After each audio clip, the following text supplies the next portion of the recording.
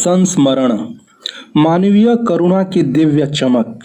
लेखक सर्वेश्वर दयाल सक्सेना।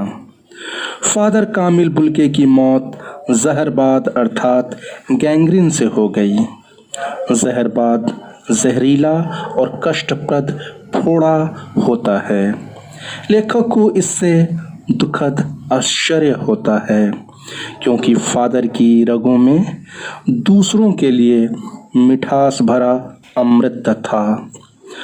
फादर के व्यक्तित्व के बारे में बताते हुए लेखक कहते हैं कि सफ़ेद चोगे से ढकी आकृति, गोरा रंग, सफ़ेद झाई मारती भूरी दाढ़ी, नीली आँखें, हर प्रियजन के लिए अपनत्व छलकाता था उनका हृदय। उनकी बाहें दूसरे को गले लगाने के लिए आतुर रहती थीं। फादर को याद करना लेखक को एक उदास संगीत सुनने जैसा महसूस होता था। उन्हें देखना करुणा के निर्मल जल में स्नान करने जैसा तथा उनसे बात करना कर्म के संकल्प से भरने जैसा था। फादर हंसी मजाक में निर्लिप्त शामिल रहते, गोष्ठियों में गंभीर बहस करते, रचनाओं पर बेबाक राय और सुझाव देते थे। उत्सव या संस्कार में बड़े भाई या पुरोहित की तरह खड़े रहते थे।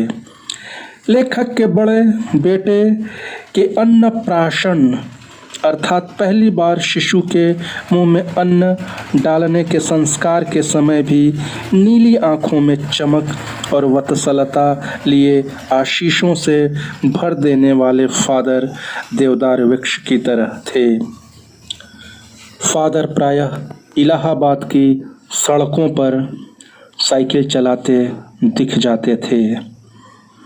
बेल्जियम में इंजीनियरिंग के अंतिम वर्ष में पहुंचकर उनके मन में सन्यासी बनने की इच्छा जगी, जबकि उनका भरा पूरा परिवार था।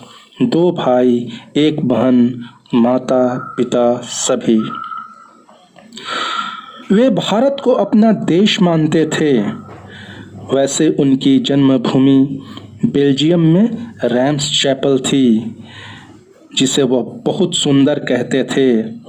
अक्सर उन्हें माँ की स्मृति में डूबा हुआ देखा जाता था और वे अपने अभिन्न मित्र डॉक्टर रघुवंश को अपनी माँ की चिट्ठियाँ दिखाते थे। उनकी बहन जिद्दी स्वभाव की थी। फादर को उसकी शादी की चिंता व्यक्त करते हुए भी देखा गया था। भारत में रहते हुए 2 या 3 बार परिवार से मिलने बेल्जियम भी गए थे। वे अपने संन्यास धारण को प्रभु की इच्छा बताते थे। माँ ने बचपन में ही घोषित कर दिया था कि लड़का हाथ से गया। इंजीनियरिंग के अंतिम वर्ष में संन्यास लेने की इच्छा जताई और भारत आने की शर्त रखी।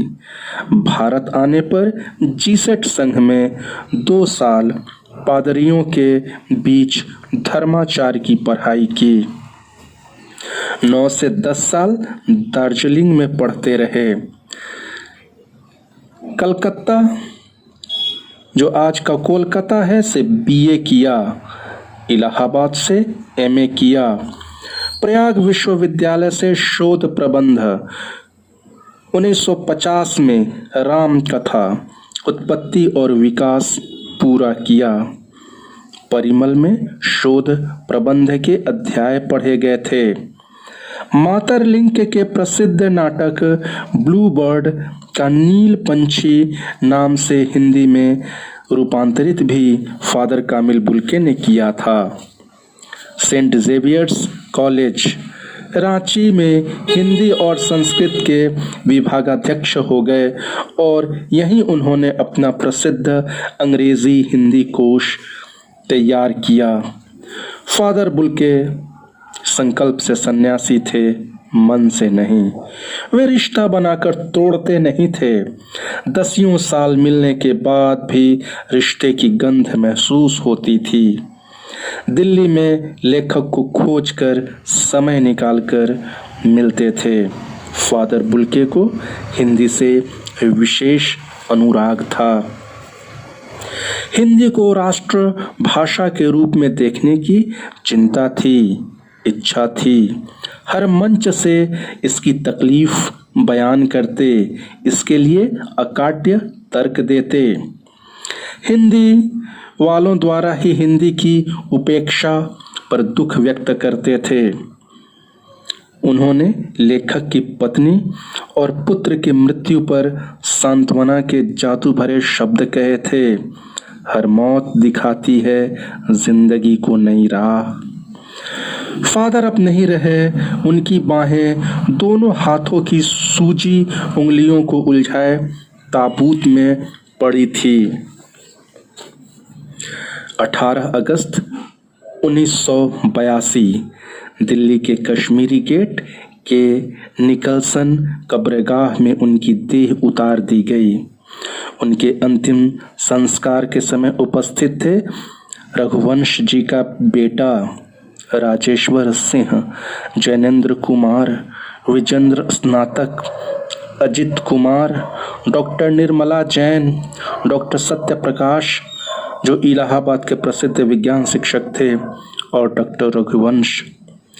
मसीही विधि से फादर कामिल बुल्के का अंतिम संस्कार करते हुए रांची के फादर पास्कल तोयाना ने हिंदी में श्रद्धांजलि देते हुए कहा, फादर बुल्के धरती में जा रहे हैं, इस धरती से ऐसे रत्न और पैदा हों।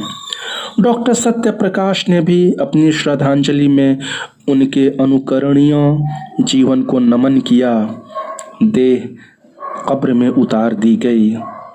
नम आँखों को गिनना स्याही फैलाना जैसा था। फादर बुल्के के रूप में वह चला गया जो सबसे अधिक छायादार, फल फूल गंध से भरा और सबसे अलग, सबका होकर सबसे ऊंचाई पर मानवीय करुणा की दिव्य चमक में लहलहाता खड़ा था। अब वह पवित्र आग बन गया है और उसकी पवित्र आँच और ज्योति नमन योग्य है।